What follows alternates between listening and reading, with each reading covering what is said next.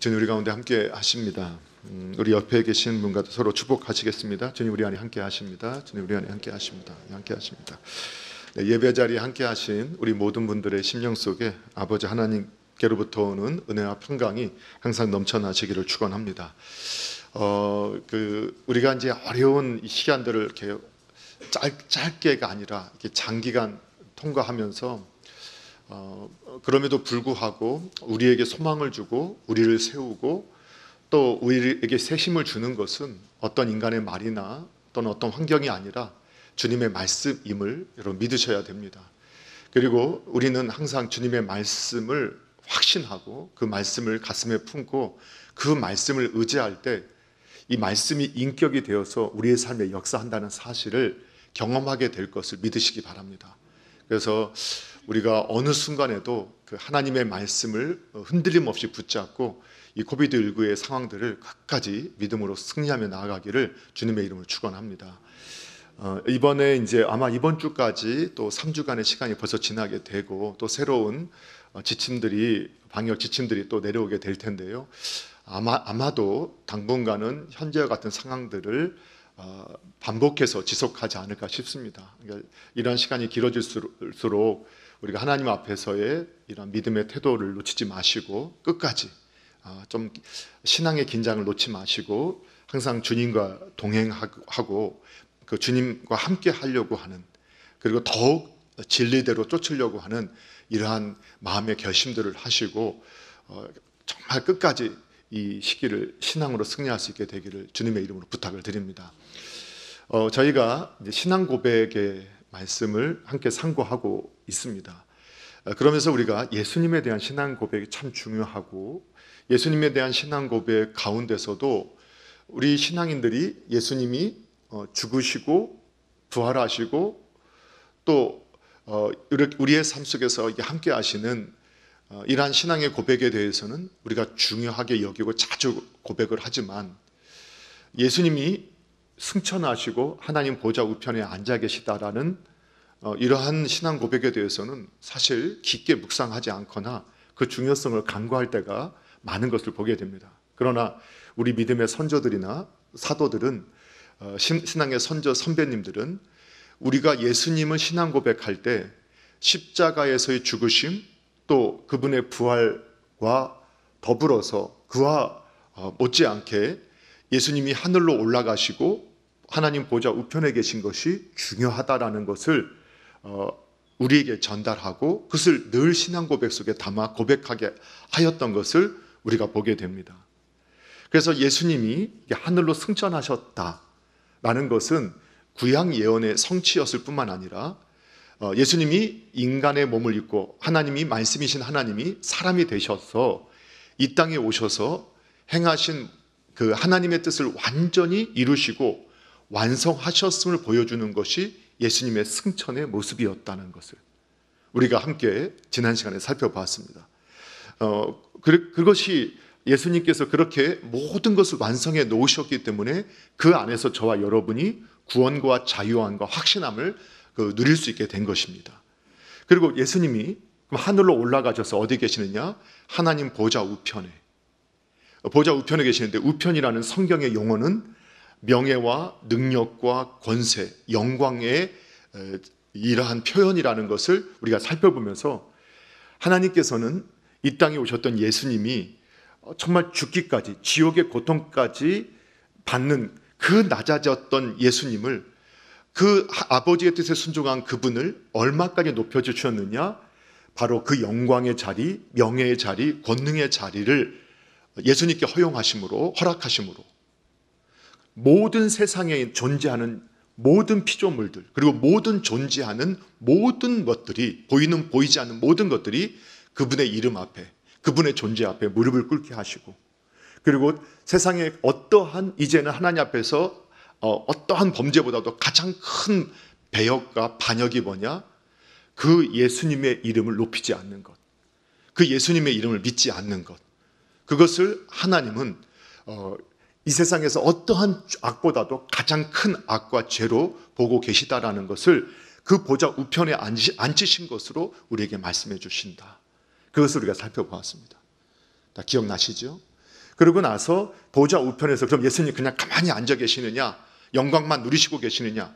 여전히 일하시고 계시는데, 그분은 그리스도로서, 대선지자로서 저와 여러분을 위해서 대언자로서 중보의 기도를 하고 계시고, 또 저와 여러분을 참수하는 마귀의 참수로부터 저와 여러분에 대해서 변호하시는 일을 지금도 하고 계실 뿐만 아니라 성령님을 보내주시고, 또 이 땅에 말씀의 사역자들, 오늘 스승의 주일인데 우리 선생님들을 세우셔서 그 말씀이 전수되도록, 또 성령님을 통해서 그 말씀이 계속해서 가르침을 통해 전수되도록 그 선지자의 사역을 감당하실 뿐만 아니라 지금도 이 땅에 보이는 보이지 않는 모든 세계를 다스리고 계시 뿐만 아니라 더 나아가서 저와 여러분이 거할 처소를 지금도 준비하고 계신다, 그 일을 하고 계신다는 것을 살펴보았습니다.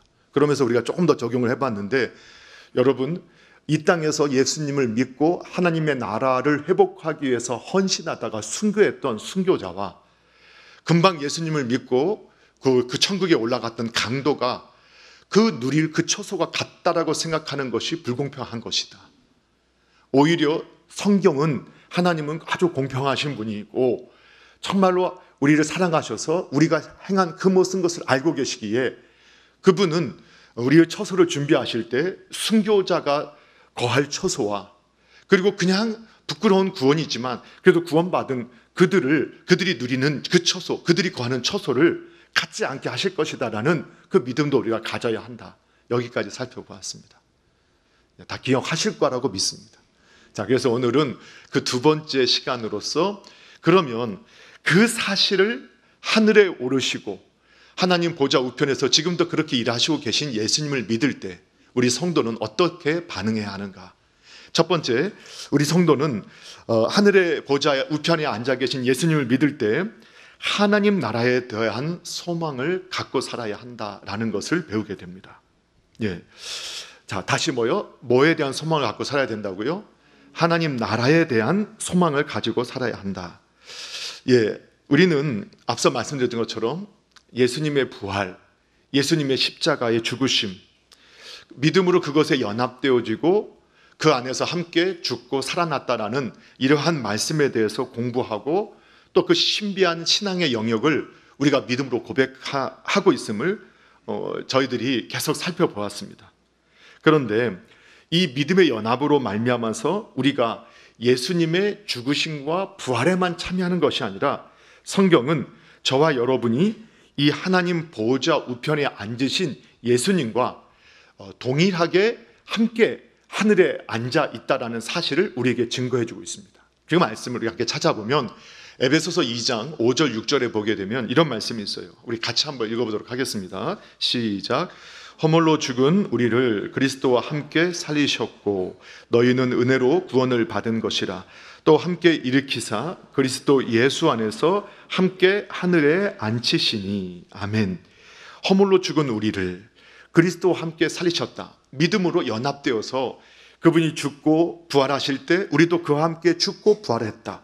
그래서 그분이 하신 것 속에 우리는 믿음으로 연합되어서 그 은혜의 결과를 누리게 되었는데, 그것이 저와 여러분이 받은 구원이라고 말하는 겁니다. 그런데 오늘 더 놀라운 것은 사도 바울은 삼층천까지 가서 하나님의 뜻을 보았던 사람인데, 그가 함께 저와 여러분을 예수님과 함께 일으키셔서 그리스도 예수 안에서 함께 어디에 앉히셨다고요? 예, 하늘에 앉히셨다. 이것이 성경의 선언입니다.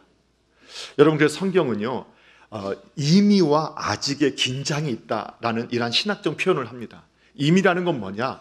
하나님은 시간이 없이 영원하신 분이시고 그분의 뜻은 반드시 이루어지기 때문에 그분이 저와 여러분에게 그 원리를 설명하면서 믿음 안에서 그분 안에서 죽고 그분 안에서 살아남을 통해서 저와 여러분은 이미 산자가 되었다. 성경은 그렇게 선언을 하고 있는 겁니다. 그러니까 믿음 안에서 저와 여러분 아직 천국 가지 않았지만 이미 천국 백성이고 하나님 백성이고 새로운 피조물이라고 말씀합니다. 물론 영적으로 우리는 이미 살펴봤죠.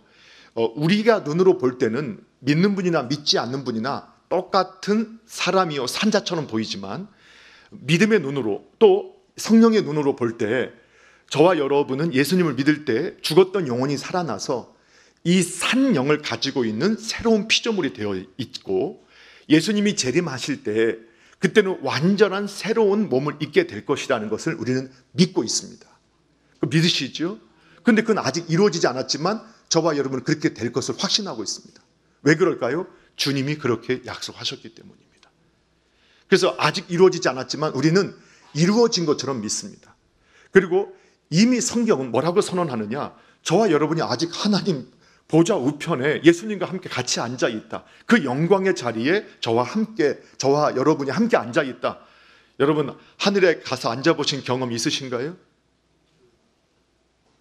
예, 있으신 분이면 정말 은혜의 분입니다. 그런데 저와 여러분이 모르는 사이에 이미 예수님은 저와 여러분 예수님 안에서 그 보좌 우편에 함께 앉아 있게 하셨다고 성경은 선언합니다.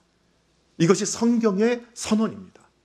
그래서 하나님의 믿음으로 우리가 이 성경을 볼 때 저와 여러분은 이미 지금 어디에 앉아 있는 것이냐? 하나님의 예수님 안에서 함께 하늘에 앉아 있다라는 믿음을 가지셔야 합니다. 그렇기 때문에 이러한 믿음으로 사는 사람은 어떤 삶을 살게 되느냐? 이 구원의 흔들림이 없이, 그리고 이 코비드 같은 상황이나 또는 우리가 겪게 되는 이 땅에서의 어떠한 문화적인 충돌이나 이 땅의 가치의 충돌 가운데서도 흔들리지 않는 겁니다. 그리고 항상 주님께서 기뻐하시는 뜻을 따라서 흔들리지 않고 나아갈 수 있게 되는 겁니다. 그래서 우리 성도님들은 우리가 예수님을 믿으면 하나님의 자녀가 된다, 그의 백성이 된다, 이런 말씀을 듣기 때문에 저와 여러분이 하늘의 백성이라는 것을 믿지만, 오늘 성경 말씀, 사도 바울의 에베소서 말씀을 빌려 말한다면 저와 여러분이 이미 예수님 안에서 하늘에 앉아 있기 때문에 저와 여러분은 하늘의 시민권을 가진 사람입니다. 그래서 빌립보서 3장 20절 그 유명한 말씀에 보면 사도 바울은 우리의 시민권은 하늘에 있는지라, 거기로부터 구원자 곧 예수 그리스도를 기다린다라는 고백을 하고 있는 것을 볼 수 있게 됩니다. 그리고 나중에 영광의 몸을 입게 될 것을, 아름다운 형체로 변화될 것을 믿는다라는 고백을 21절에서 하고 있는 것을 저희들이 보게 됩니다. 여러분, 저와 여러분이 이미 하늘의 시민권을, 그분과 함께 하늘에 앉아 있기에 하늘의 시민권을 가진 사람들임을 믿으셔야 합니다. 그런데 저와 여러분이 이 하나님 나라를 소망하며 산다는 것이, 그러면 이 시민권을 가지고 야, 또 나 구원받았고 천국 갔어, 됐어, 이걸 의미한다는 게 아닙니다. 성경에서 하나님은요, 저와 여러분의 구원을 가장 큰 원대한 큰 계획 가운데 갖고 계시지만 그것만을 목적하고 있지 않습니다. 오히려 저와 여러분을 구원하는 것이 목적이었다면 구원과 더불어서 다 천국으로 바로 올려가시면 아주 깔끔하고 얼마나 행복하겠습니까? 그런데 저와 여러분이 하나님 나라의 동역자로서 구원받은 백성이 되는 것이 하나님의 원대한 계획 중에 하나이지만, 또한 하나님의 더 큰 계획은 구원받은 저와 여러분을 통해서 깨어졌던, 타락했던 이 세상, 하나님의 나라를 이 땅에서도 회복하게 하시기를 원하시는 것이 하나님의 계획이고 하나님의 목적이라는 사실을 또한 저와 여러분이 믿어야 합니다.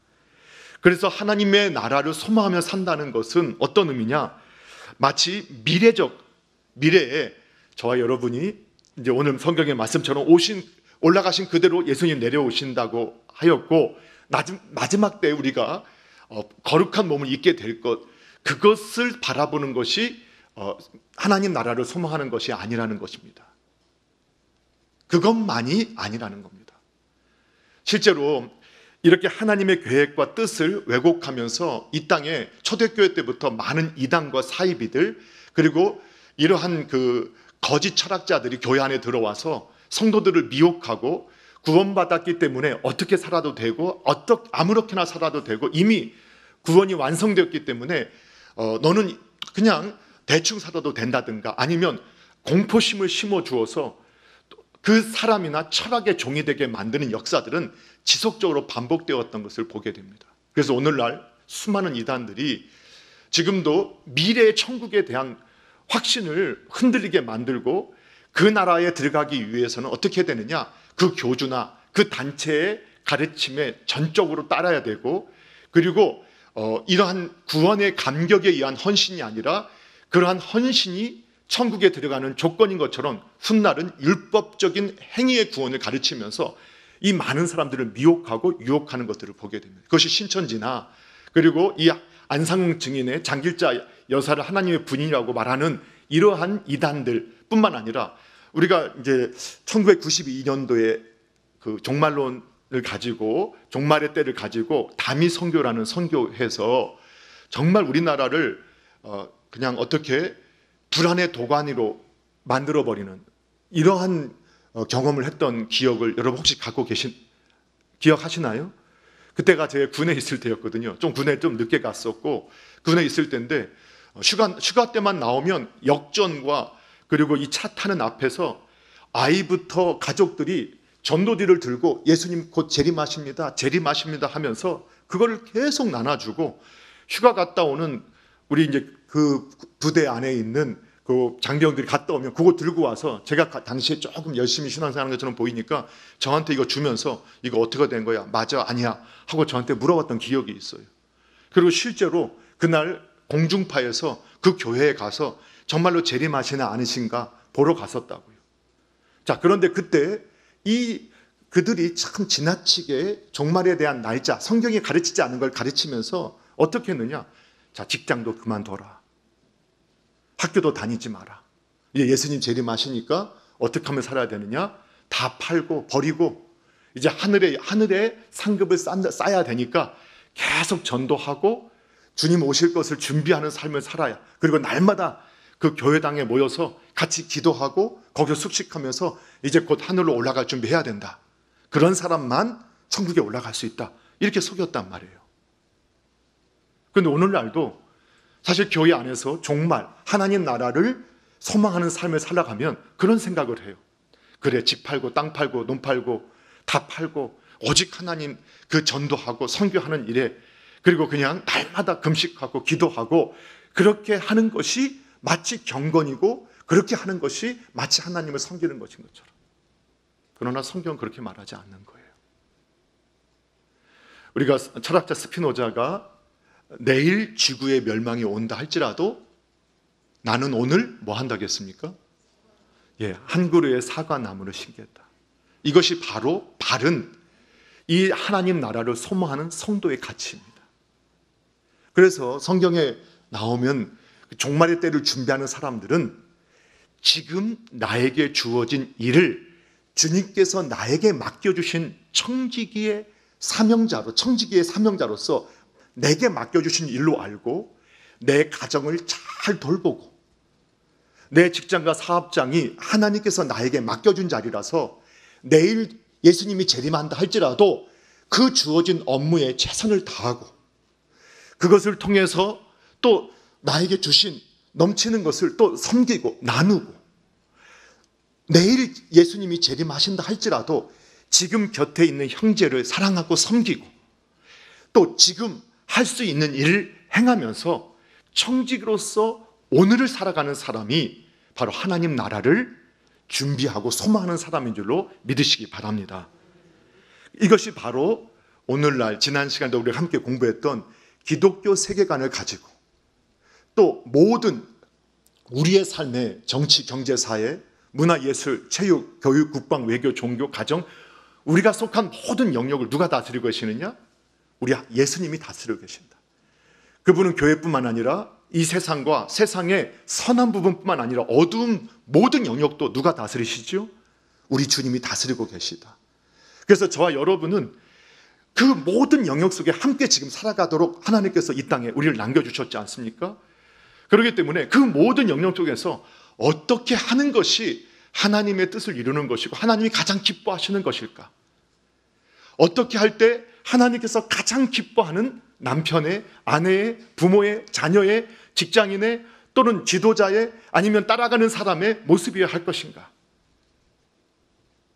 이것들을 끊임없이 하나님의 앞에 자신을 비춰보면서 오늘 하나님 말씀 앞에 순종할 때 그것이 충성된 종이요 하나님 나라를 준비해가는 것이고 놀라운 것은 그렇게 살아가는 삶의 현장 속에 주님이 능력으로 역사하시는 것을 보게 될 것이라는 것을 여러분 믿으셔야 합니다.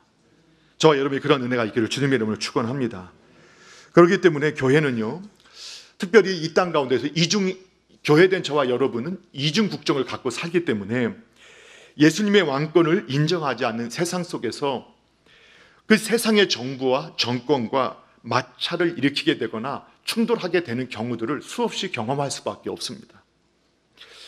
예수님은 하나님께로부터 하늘과 땅에 있는 모든 권세를 받았지만 여전히 악한 권세는 예수님의 권세에 대항하고 또 예수님의 뜻이 더디 이루어지도록 지금도 아주 강력하게 도전하고 있는 것들을 저희들이 보게 됩니다.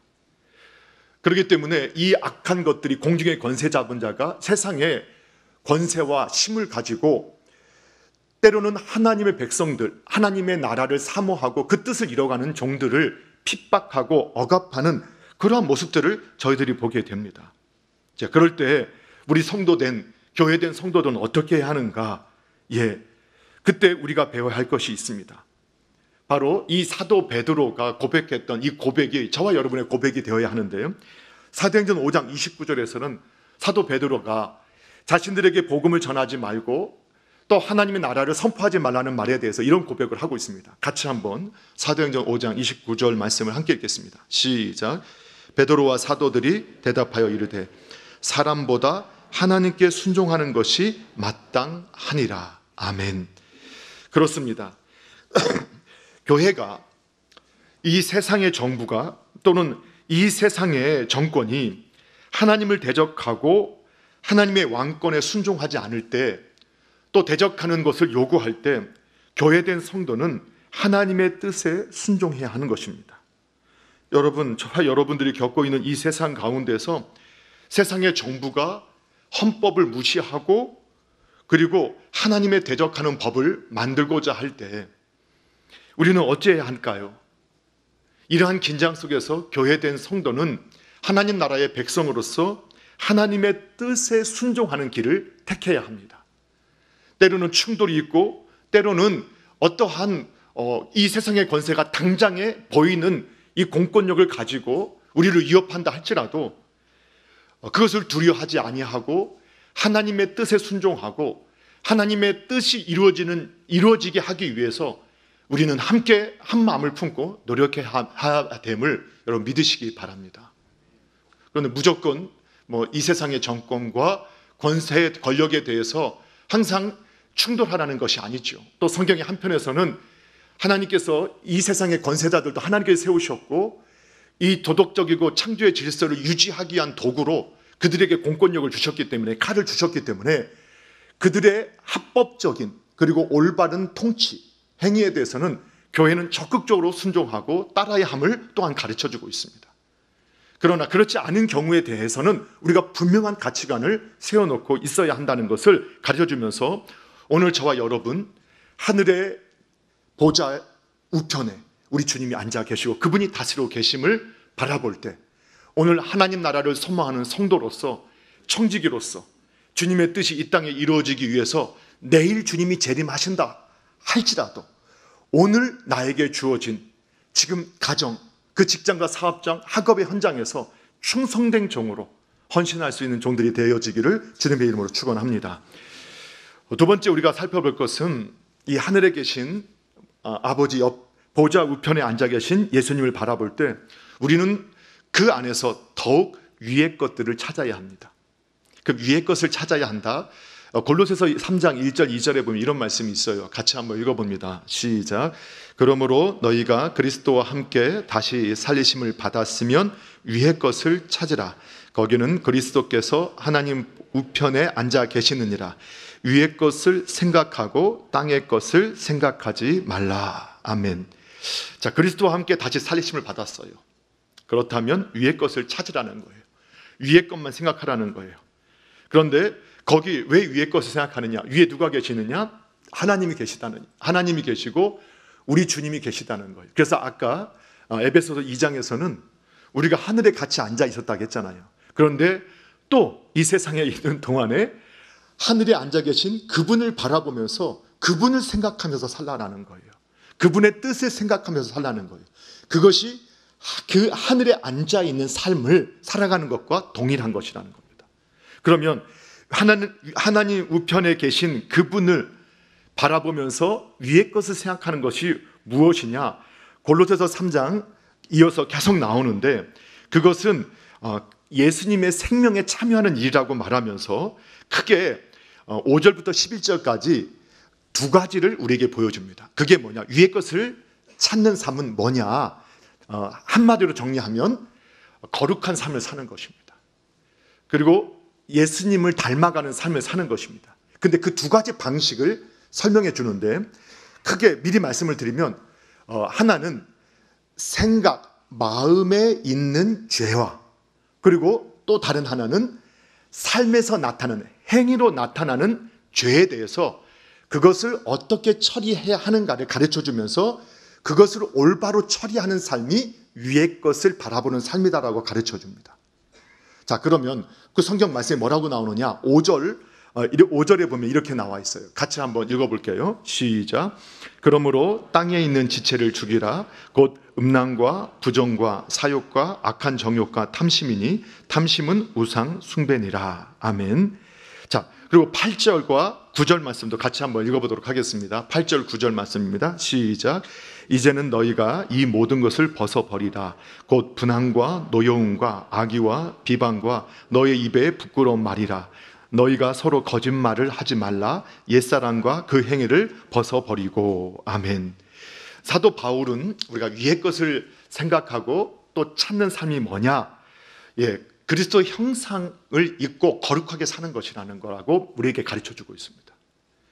그런데 우리가 살아가는 우리의 삶 속에서 우리 안에 먼저 죄가 어떻게 역사하느냐? 생각 속에, 마음 속으로 찾아옵니다. 그리고 우리가 죄악 가운데 출생해서 죄악의 습관이 남아 있어서 예수님을 믿어도 여전히 예전에 살았던 죄의 관성을 따라, 습관을 따라서 살아가는 저의 모습을 발견하게 된다는 겁니다. 그래서 그것을 처리해야 되는데, 사도 바울은 놀랍게도 어떻게 우리에게 권면을 하느냐? 이 5절에서 땅에 있는 지체를 죽이라. 이때 지체라는 것은 그 마음과 생각에 틈타는 죄악들입니다. 사람들은 생각을 가볍게 여기고 마음에 있는 이러한 뜻을, 생각을 아무렇게 여기지 않지만, 그것은 죄라고 생각하지도 않지만 성경은 마음의 생각이 겉으로 드러나게 된다라는 것을 끊임없이 우리에게 강조하고, 만물보다 부패한 것이 마음이기 때문에 우리 마음을 잘 다스려야 한다는 것을 거듭 권면합니다. 그래서 뭐라고 하느냐? 이렇게 가르쳐주고 있어요. 뭐냐? 이 마음의 죄악이 5가지가 나오는데, 이 음란, 그러니까 대개는 이 세상의 가치에 대한 욕심과 성적인 욕망, 타락에 대한 이것이 마음속에서부터 일어나는데, 이걸 어떻게 해야 되느냐? 생각날 때마다 죽여야 한다는 거예요. 그 생각을 품어서는 안 된다는 거예요. 생각날 때마다 어떻게 하라고요? 바로 십자가에 못 박아 죽여야 된다는 겁니다.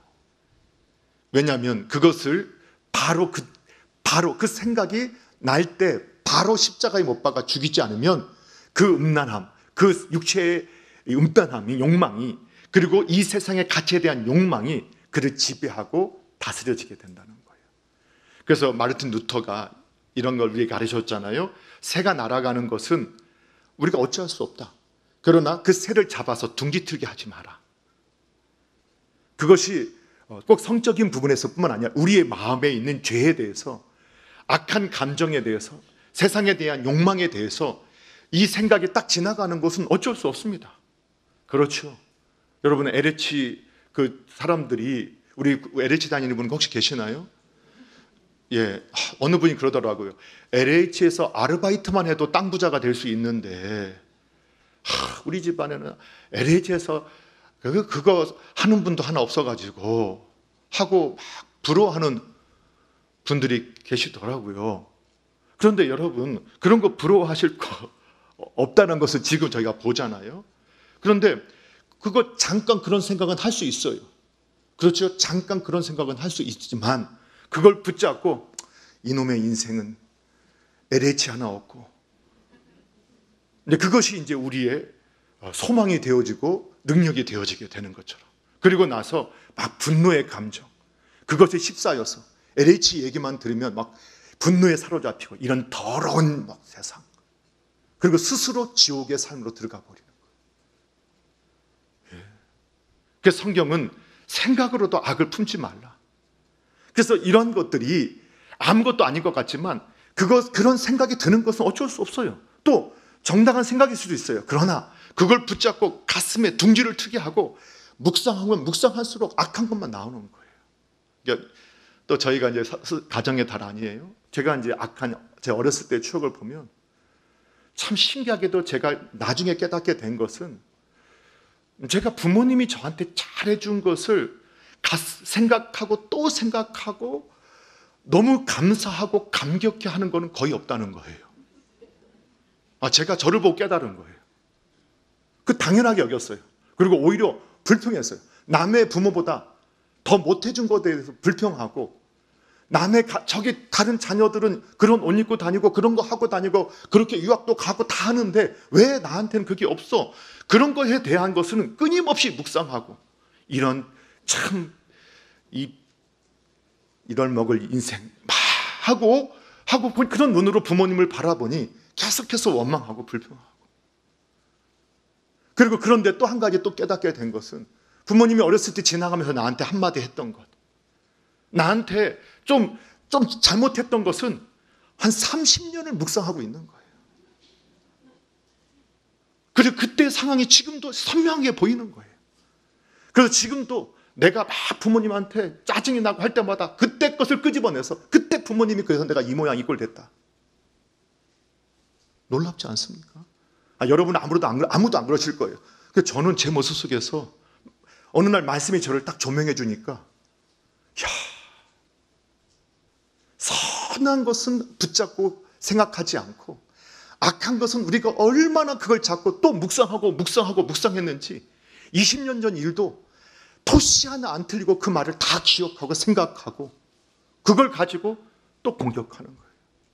저만 그런 줄 알았더니 제 아내도요. 하여튼 둘째 나올 때 그냥 운전면허 따야겠다고, 애 낳았는데도 운전면허 학원 간다고 했다가 본인은 애 낳으려고 하는데 운전면허 학원 갔다고 한 10년을 아마 얘기했던 것 같아요. 그래서 제가 이런 말을 계속 하니까 그다음부터 말 안 하는데 지금 또 있긴 있는 것 같아요. 여러분, 악한 것을 생각하지 마라. 그래서 악한 것은 그런 생각이 딱 들자마자 어떻게 하라고요? 죽여라. 이렇게 성경이 가르쳐 주는 거예요. 생각은 바로 죽여야 돼요. 그런데 악한 행실에 대해서 우리가 골로새 3장 8절 9절에 보면 분함과 노여움과 악의와 비방과 너희 입에 부끄러운 말, 서로 거짓말하는 것들, 이런 것들이 얼마나 우리 속에 몸에 배어 있는지, 죄의 습관이 얼마나 우리 속에 뿌리 있게 되어 있는지, 여러분 말씀 앞에서 정직하게 살아보려고 하면 내가 얼마나 거짓된 일을 날마다 경험해요. 정말 제 속에서는요, 날마다 어떻게 하면 변명할까, 어떻게 하면 속일까, 어떻게 하면 아닌 척할까 하는 거짓을 만들어내는 공장처럼 작동하는 것을 경험하게 돼요. 정말 분노하지 말라고 하지만 분노하지 않으려고만 할수록 정말 분노할 일들이 얼마나 많은지 그걸 경험하게 돼요. 여러분, 그렇게 살아보려고 안 해본 분들은 얼마나 내가 그렇게 그것에 사로잡혀 있는지 알지 못하지만, 정말 말씀처럼 작은 분노의 감정에 두려워하고 그 노여움을 없이 하려고 하고, 또 더러운 말, 부끄러운 말, 그리고 악한 말, 그리고 이 거짓말을 하지 않으려고 몸부림쳐보면 내 삶이 다 거짓이고 악이구나 하는 것을 깨닫게 된다는 거예요. 그런데 이러한 모습이 떠오를 때, 이런 모습이 다시 드러나게 될 때, 그럼 내 몸을 죽이면 안 되잖아요.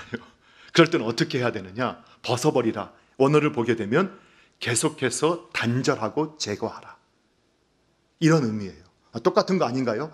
약간의 차이를 둔다면 예수님께서 이렇게 말씀하셨죠. 이미 목욕한 자는 또 목욕할 필요가 있다겠습니까? 없다. 그러나 뭐는 해야 됩니까? 발은 씻어야 됩니다. 마찬가지로 우리가 이미 하나님의 은혜로 이 모든 악한 행위에 대해서 사함을 받았지만 습관적으로 본능적으로 죄에게 또 사로잡히게 될 때 그것을 깨달으면 그것을 내버려 두면 안 된다는 거예요. 어떻게 해야 되느냐? 빨리 제거해야 돼요. 바로 제거해야 돼요. 저희한테도 아주 여전히 갈등스러운 이런 문제가 있어요. 지금 우리가 식당 운영을 안 하고 초창기 운영을 할 때 처음에 이제 그 소식을 알고 이 홈리스 분들이 이렇게 오셔서 특히 일부 예배 마치고 나서 식사를 하셨어요. 처음에 한두 번 오셨는데 소문이 나니까 네다섯 분이 오시고 그리고 한 20명 가까이 오기 시작할 때 문제가 발생하기 시작했어요. 교회 안에서도 참 목회라는 게 참 쉽지 않은 것 중에 하나가 그때 많은 의견들이 나누면서 어떤 분들은 그런 분들을 교회에서 섬겨야 되지 않겠느냐, 당연한 거 아니냐. 근데 한두 분일 때도 괜찮았는데 여러분 그분들이 한 10명, 20명 되니까 어떤 일이 벌어지느냐, 그분들이 앉았다가 나가면 그 냄새 때문에 다른 분들이 들어가지를 못하는 거예요.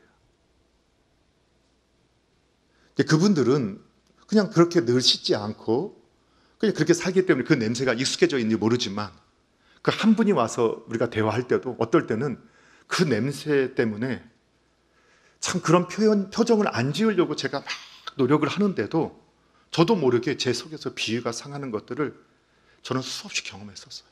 아, 참 나는 정말 이것 하나도 극복하지 못하는 존재이구나. 그래서 그렇게 안 해보려고 참 애를 썼고 노력을 했는데 결국은 이제 교회적으로 저한테 와서 어떻게 해야 될까요? 그래서 결국은 함께 기도하고 의논한 결과 그분들에 대해서 우리가 일정한 금액을 주고 이렇게 다른 밖에 나가셔서 이 비용을 가지고, 물론 만족할 금액은 아니지만 적은 금액. 그래서 그 당시에 또 어떤 일이 벌어졌냐? 이분들이 이제 우리 교회 당과 옆 교회 당을 순회하는 거예요. 그럼 거기서 이제 조금씩 돈을 그걸 모아가지고 이제 그걸 가지고 그분이 식사를 했는데, 근데 그것이 또 어떤 문제가 발생했느냐? 이분들이 그 거둔 돈을 가지고 335 짝을 지어서 그걸 가지고 밥을 사 먹는 게 아니라 또 술을 사서 그 공원에서 그분들이 335 그것을 갖다가 먹고 사람들을 위협하는 내용들을 또 듣게 되는 거예요. 그래서 참 뭐가 선이고 어떻게 하는 것이 아름다운 것이고 어떤 게 덕을 세우는 것인가는 사실 끊임없이 고민하게 되고, 또 어디까지 해야 되는 거에 대한 것은 사실 아무도 알지 못하고, 왜 그렇게 하는가에 대해서도 사실은 우리가 그 속을 알지 못하면 참 함부로 말할 수 없는 것이라는 것들을 또 많이 배우게 되었던 시간들이기도 했어요. 다시 말씀을 드리는 이것을 생각하는 것은 뭐냐면, 저와 여러분은 날마다 씻으니까 그것을 잘 모르시지만 여러분 며칠만 안 씻고 제거하지 않으면 어느새 그 냄새에 익숙해서 자신이 하는 그 행위가 얼마나 역겹고 더러운지 자신은 모른다는 거예요. 그리스도인도 그럴 수 있다는 거예요. 여러분, 그래서 그리스도인들은 이러한 위의 것을 바라봐야 된다. 하늘에 계신 예수님을 바라보면서 그 안에서 살아가는 건 뭐냐? 악을 제거하는 것입니다. 씻는 것입니다. 악한 생각은 바로 십자가에 못 박아서 그 생각을 묵상하지 마시기 바랍니다. 그 뒤에 또 잠깐 말씀드리겠습니다. 자, 마지막 세 번째. 그러면 우리는 어떻게 살아가느냐? 이렇게 위의 것을 바라보면서 하늘에 오르신 그 보좌의 우편에 앉아 계신 예수님을 바라보면서 하늘의 위로와 공의를 기대해야 합니다. 하늘의 위로와 공의를 기대해야 합니다. 사실 제가 이렇게 말씀을 드렸지 않습니까? 지난 시간에도 우리가 이 세상에서 겪게 되는 많은 고통 중에 하나는 뭐냐? 억울함입니다. 불공평함입니다. 그렇지 않습니까? 공평하게 되어지면 문제가 되지 않지만 불공평합니다. 그러니까 제가 이번에 이제 그 코비드19 우리 노회를 마치고 나서 확진자 한 분이 아주 연세 드신 노 목사님께서 나이 드신 목사님께서 이제 은퇴를 앞두고 오셔서 마지막 이제 노예 참석하신다고 오셔서 저와 속한 같은 시찰에 속해 있어서 제가 뒤에 앉아 있다가 그분한테 가서 인사를 했는데, 그분도 무증상 확진자로서 자신도 확진에 걸린지 모르고 오셨어요. 근데 우리가 다 마스크를 썼고 마스크를 풀은 적이 없고 심지어는 노예 기간에 물도 주지 않았어요. 그런데 이 안에 CCTV가 있어서 CCTV를 보니까 제가 그분 뒤에 앉아 있었는데 2m 안에 있기 때문에 그 삥 둘러 있었던 목사님들은 격리를 하라고 했어요. 그런데 저희와 다른 한 교회가 또 그 교회에 부목사님이 참석을 했었는데 그 안에는 CCTV가 없었어요. 그러니까 어떻게 했느냐? 거기는 자발적 자가 격리를 해라 라고 해서 그렇게 결정을 했어요. 그래서 제가 조금 억울하게 느껴져서 그리고 그분들한테 말을 했어요. 아니 우리 다 마스크 쓰고 있었고 앞뒤로 있었고 잠깐 우리가 얘기했지만 다 앞만 보고 있었고 다 정면 다 마스크 하고 있었다. 물도 먹지 않았다. 근데 그분이 이렇게 말하더라고요. 그건 저희가 판단할 문제가 아니라 그냥 저희는 전담만 할 뿐입니다. 그래서 제가 또 좀 속상해서 또 얘기했어요.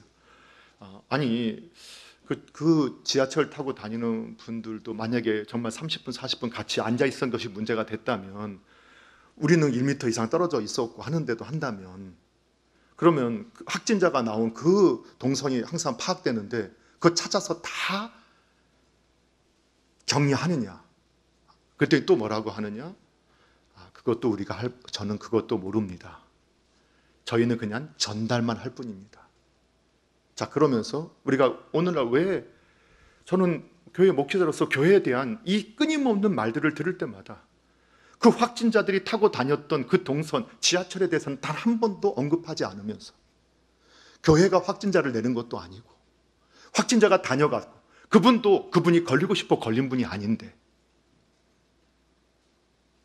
그리고 정부나 또 이 방역하는 힘 있는 분들은 함께 회식을 해도 업무이고 교회당에서 함께 식사하고 일반 시민이 모여서 먹으면 식사하면 그건 안 된다고 하는 이러한 모습들을 볼 때마다 억울하지 않습니까?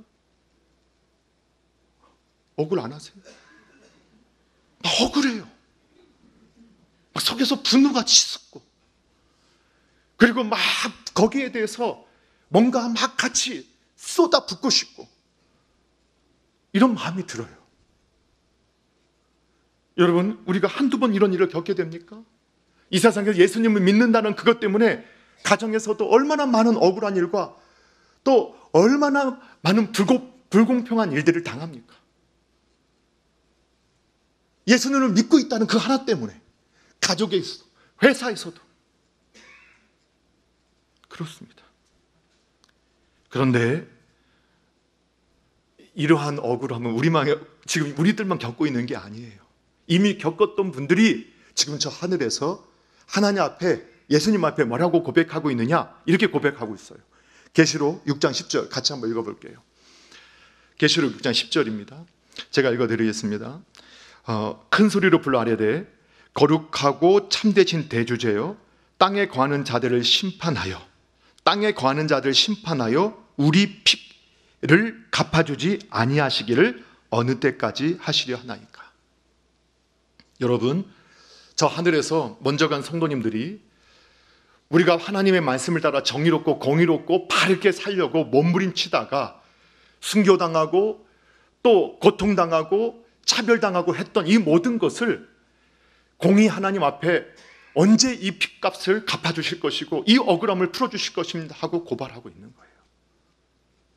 왜? 그것을 갚아주실 분은 누구밖에 없다는 거예요. 하나님밖에 없다는 거예요. 우리 주님밖에 없다는 거예요. 그래서 오늘 우리와 저와 여러분이 오늘 하늘에 계신 그분만이 이 땅에 다시 오셔서 이 세상을 심판하시고 완전한 공의와 정의를 세우실 것을 우리는 믿어야 합니다. 그 사실 믿으시지요? 믿으셔야 합니다. 그리고 그분께 소망을 품으셔야 합니다.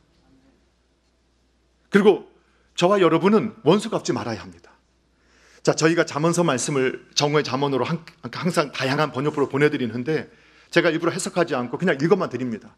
그냥 말씀이 역사하도록, 말씀이 역사하는 걸 믿기 때문인데요. 잠언서 20장 22절에 보면 이런 말씀이 있어요. 너는 악을 갚겠다고 말하지 말고 여호와를 기다리라, 그가 너를 구원하시리라. 이렇게 우리에게 말하고 있어요. 악을 갚겠다고 말하지 말라는 거예요. 하나님을 기다리라는 거예요. 그 다음에 잠언서 24장 29절에 보면 너는 그가 내게 행한 같이 나도 그에게 행하여 그가 행한 대로 그 사람에게 갚겠다 말하지 마라. 내가 아빠한테 똑같이 갚아줄 거야. 내가 목사님한테, 내 장로님한테, 내가 집사님한테 나 똑같이 갚아줄 거야. 내가 이놈의 한테 네, 똑같이 갚아줄 거예요. 근데 하나님 뭐라고 하셨어요? 그렇게 하지 말라는 거예요. 왜 그랬을까요? 이미 앞서 살펴봤던 것처럼 그러한 생각을 품고 있는 그 삶이 지옥을 살아요. 20년 동안 지옥을 살고 자신의 모든 불의함에 대해서는 핑계거리를 만들어버려요. 그래서 하나님은 악한 마음은 품지도 마라. 예, 원수에 대한 분노도 갖지 마라. 악은 모양이라도 버리고 이 악한 자들이 형통함을 부러워하는 마음도 품지 마라. 여러분, 우리 교회 LH 다니시는 분이 계시다면 그렇게 내부자 정보 가지고 안 하셨을까 저는 믿어요. 우리 교회당에 계신 분들은. 그런데 혹시 LH 다니시는 분들 지금 막 해서 한 분들을 보면서 여러분 부러워하지 마세요. 지금 그분들이 얼마나 지금 고통스럽고 있겠어요. 언제 드러날까? 언제 밝혀질까? 얼마나 두려운 마음으로 지금 살고 있겠어요. 이 땅에서도 그것을 다 갚게 되는 것들을 보게 되잖아요. 근데 이 말을 이런 말씀을 들으면서도 그래도 땅은 남잖아요. 또 이런 마음 품지 마시고 그것마저도 아무것도 아니게 될 것을 하나님 보게 하신다는 거예요. 저 하늘에서도 그것을 갚아주시는 분이 계시다라는 거예요. 그래서 로마서 12장 19절에서 이 말씀을 그대로 옮겨와서 사도 바울은 내 사랑하는 자들아 너희가 친히 원수를 갚지 말고 하나님의 진노하심에 맡겨라. 기록되었어요. 원수 갚는 것이 내게 있으니 내가 갚으리라. 주께서 말씀하십니다. 이것이 믿어지지 않을 때는요, 주님 이 내로남불의 사람들의 상품을 그냥 보고 계실 겁니까? 주님 제 억울함 어떻게 하실 겁니까? 빨리 갚아주세요 라고 했었는데 어느 날 그 사실을 믿게 되니까 긍휼하는 마음이 생기게 되는 거예요. 주님 저도 저분들을 용서해 주세요. 주님 저 사람도 용서해 주세요. 사람이 보복해도 무서운데 하나님이 보복하면 어떻게 되겠습니까? 여러분 하나님께 맡기실 수 있기를 바랍니다. 늦었지만 조셉 필폿이 복된 구속자의 거룩하신 인성을 묵상한다 라는 글에서 이런 글을 남겼어요. 그걸 읽어드리고 마치겠습니다. 우리는 날마다 시간마다 강력한 죄, 솟구치는 욕망, 강렬한 시험, 사방을 둘러싼 악이 아무런 힘도 없는 우리의 가장 작고 연약함을 공격함을 느낍니다. 섭리 속의 시련, 가정의 고통, 육신의 아픔과 연약함, 교회 안의 부정직함, 세상의 반대와 핍박, 거룩하게 할 수 없도록 억누를 수도 없는 믿지 않는 추악한 마음들, 갈수록 험악해지는 거칠고 울퉁불퉁한 길들, 가슴속의 의심과 공포와 불안, 마음속의 미끄러짐과 넘어짐, 헤맴, 비틀거림, 이러한 것들, 그것이 우리의 인생에 끊임없이 이 세상을 통과하는 가운데 찾아옵니다. 자, 그는 이렇게 마지막에 말합니다. 하지만 믿음의 눈으로 아버지 우편에 계신 복되신 우리 주님을 볼 때 주님께서는 그 은혜의 능력으로 우리가 주님을 바라보고 붙잡고 주님께 도움을 구하도록 우리를 인도하십니다. 여러분, 그분이 도우십니다. 또 그분이 도우셔야 합니다. 하늘을 바라보시고 악을 품지 마시고 그분께 맡기시고 끝까지 그분과 동행함으로 승리하는 저와 여러분 되기를, 우리 남서울중앙교회당 교회가 되기를 주님의 이름으로 축원합니다. 기도하겠습니다. 아버지 하나님 감사합니다. 오늘의 말씀이 우리 안에 마음에 새겨지게 하시고 하늘에 계신 우리 아버지 그 보좌 우편에 계신 주님 안에서 승리하는 삶 되게 하여 주시옵소서. 예수님의 이름으로 기도합니다. 아멘.